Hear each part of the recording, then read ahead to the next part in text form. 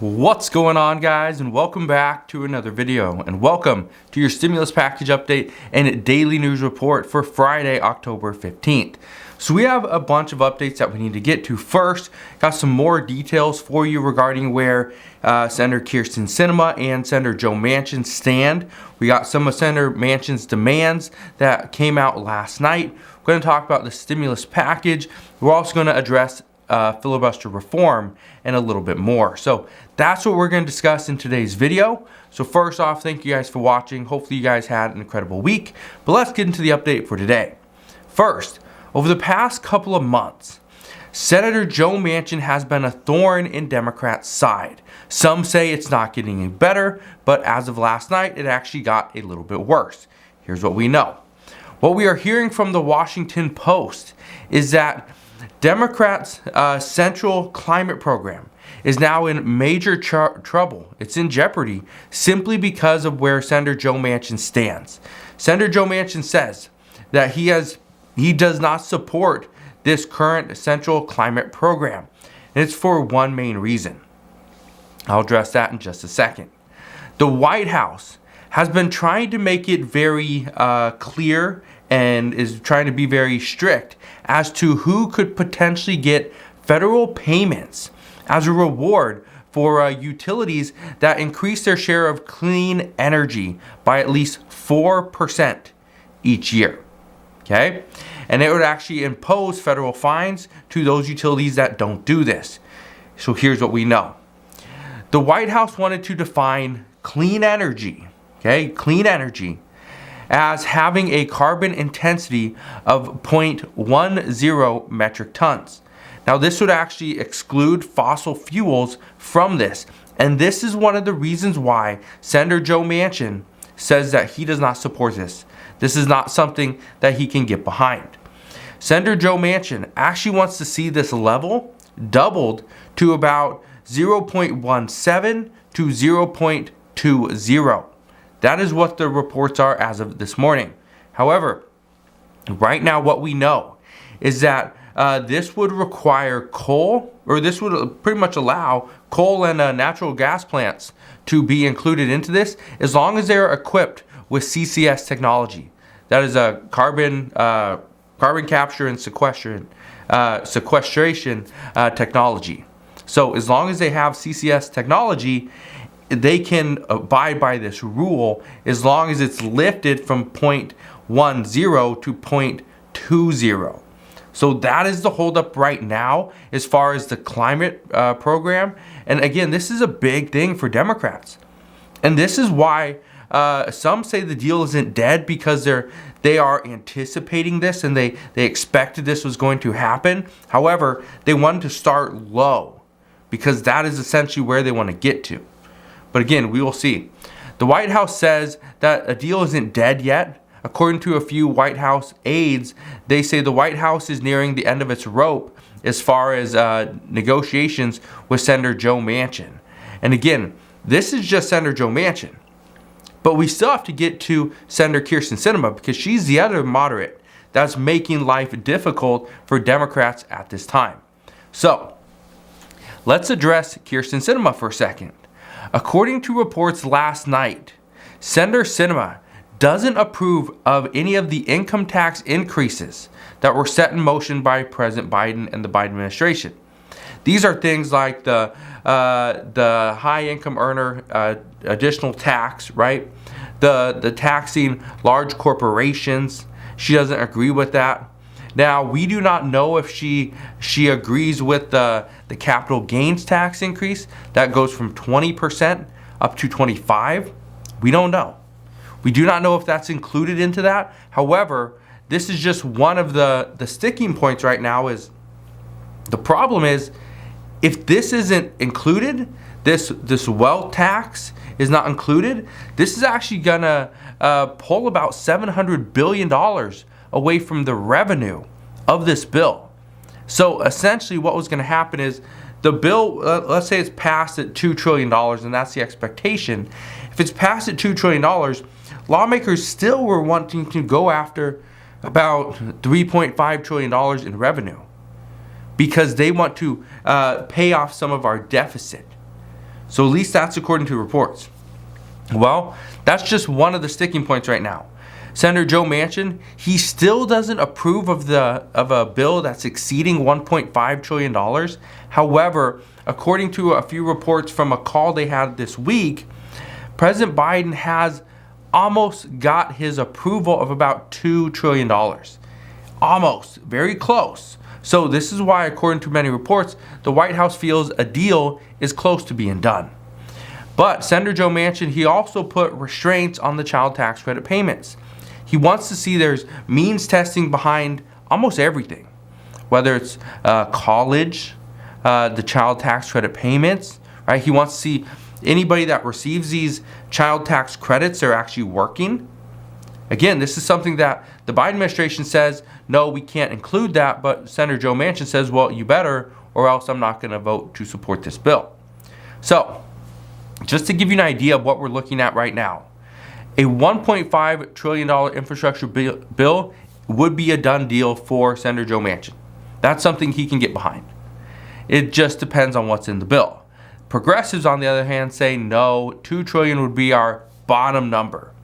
So we got about $500 billion to play with to try to get a deal done. We also know about $700 billion in revenue to finance this bill would be cut if Senator Sinema doesn't support a tax increase. That is huge. The child tax credit payments could be slashed. If we cannot agree on some type of means testing, some type of, you have to have a job in order to receive this payment, if that can't be agreed on, then according to reports, the bill will go from 4 years of an additional child tax credit payment to just 2 years, but you would not have to worry about having a job in order to get these payments. That's at least according to the reports from later last night. We also know that paid family leave, free or tuition-free community college, affordable housing, and universal pre-K. All 4 of those things could all be cut in order to make it cheaper, in order to make it a little bit more attainable for Senator Joe Manchin to get to that top line number of $1.5 or $2 trillion. At least that's the report as of this morning. Now, at this time, the 96-member Progressive Caucus is saying that they are willing to cut the price tag from $3.5 trillion down to about $2 trillion. However, they will not cut the scope. They will not cut the scope of the bill. That's one thing, that's one of their demands, is they're not going to cut the bill by as far as the legislation that is within it, but they will cut the overall price tag. But this is what has many aides believing that a deal for about $2 trillion is going to finally get the job done. Finally get that job done. They say that the White House feels that they are very close and they're in the final stages of negotiations, and that negotiations will conclude very soon. As to how soon, honestly, I don't know. But what I can tell you is the goal is still to get this bill passed by October 31st. But here's the bad news. I don't see it happening. We're on October 15th. The Congress comes back on October 18th, so in 3 days. That would give them pretty much 2 weeks. A little less than 2 weeks. It's like 13 days to get this deal done and passed. October 31st is actually a Sunday. Now, could Congress get a deal done by October 31st? Yeah. Will they? Probably not. But here's something else that we are going to see happen next week, and this is actually coming from the Senate.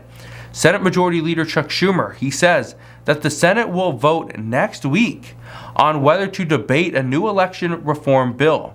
Now, this is big. This is something that Democrats are wanting to do, and they want to do this very soon because this is something they need to get done before the next election. Here's the goal of this bill. The bill that Senator Schumer is wanting to bring to the floor is actually to counter the growth of state-level Republican voting restrictions. Currently, just to give you an idea, there's 18 Republican-led states that have already enacted laws that are restricting voting access, and that's just been done this year. 18 already. Okay, so this bill that Senator Schumer wants to vote on or vote on debate for this bill. This actually has already been voted on. This was voted against by Republicans. I think it was back in, it might have been in June of this year. It's already been shot down. But Senator Mitch McConnell has already said that if this bill were to be voted on again, he would block it. So this new bill is expected to be blocked this next week. But here's where Senator Schumer comes back with. He says he is warning Republicans that blocking this bill at this time would only prompt him to find a way to move forward without Republicans. And just so that you guys know, when Senator Schumer says he's going to find a way to do something without Republicans, in this instance, he is simply referring to a filibuster reform. That's all he wants. Now, here's the issue. Even though right now, Senator Joe Manchin doesn't support filibuster reform in the way that Senator Schumer is looking at it, some say that they want to see that the majority has a little bit more of an easier path forward with the filibuster included, but at the same time, that requires filibuster reform. Because right now, the minority party has an easier path as far as filibuster is concerned. So what I can tell you is we are going to see a vote. I don't think it's going to pass. My expectation is we are going to go forward with some type of filibuster reform. The problem is Democrats don't want to deal with filibuster reform right now because they need to get these other infrastructure bills passed. They need to worry about the debt ceiling, and they have to worry about the government funding bill. So there's a lot of stuff they got to work on over the next month and a half, and right now filibuster reform is not at the top of the list. So we'll see what happens there. Now, I want to make sure you pay attention to this next thing. According to the Taxpayer Advocate Service, the IRS sent out about 9 million alerts this year that actually changes are made to someone's tax return. Roughly 7.4 million of those have been related to the stimulus checks. This is where you come in. If you get this, okay, and because a lot of people are confused as to what to do with this if they get this letter or this math error. So this would actually need to be resolved, and it should be resolved fairly quickly. I think it's like 60 or 90 days to resolve this. I would not put it off. I'd get this fixed as soon as possible. If the letter shows you that a change was made, but it's correct, you don't have to do a thing. You don't have to do anything. But if the letter shows that there was a math error on your part and there's something that you do not agree with, then you need to contact the IRS immediately. There should be a number that you can call, just so that you know.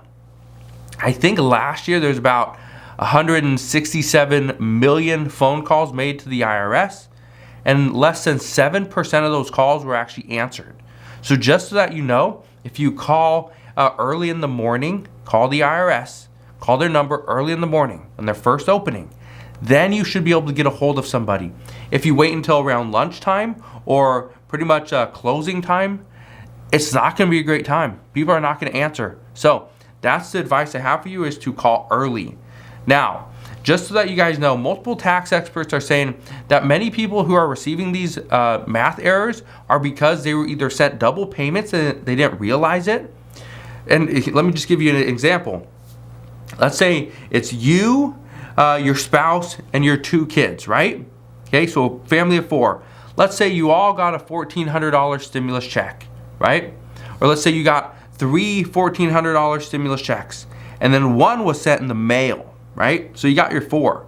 Well, here's what's happening, and this is pretty much just an error as far as like accounting. But let's say 3 of those payments, okay, those went to, it was you, your spouse, and one of your children, and then you got another stimulus check.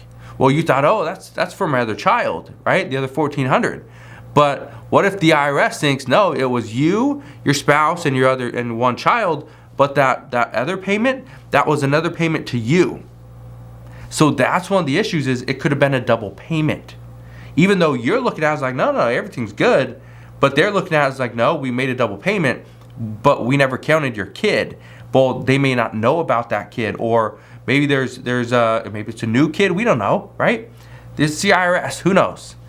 Others say that it could have been that you made over the limit. Maybe it was just you, an individual filing single. It would be $75,000. If you are a family, you're a couple, you're married, it would be $150,000. But no matter what the reason is that there's a math error, my advice to you, just get it fixed, get it resolved as soon as possible. Now in other news, in COVID news, the FDA advisory panel actually endorsed Moderna's half-dose COVID vaccine booster shot for emergency use authorization. Now, the FDA advisory panel is not the final decision. There's still a final decision that will be made. And again, it's not approval. It's not an approved vaccine yet or approved booster shot. This still must go through the FDA for final decision. So this is just their advisory panel. What you need to know is that this will be administered 6 months after the 2-dose series. This can also be given to people that are over the ages of 65, okay? And anybody that is 18 to 64 years old, they're also in a high risk due to occupational exposure. They can get this booster shot as well. This will include, it's not limited to, but this will include nurses, doctors, police officers, teachers, and other frontline workers. So, as of today, that is what we know. But again, thank you guys for watching. Have a wonderful rest of your Friday. Have an incredible weekend this weekend as well. Again, thank you guys for watching. Hit that like button if you enjoyed today's video. Consider subscribing, and I'll see you guys on the next one.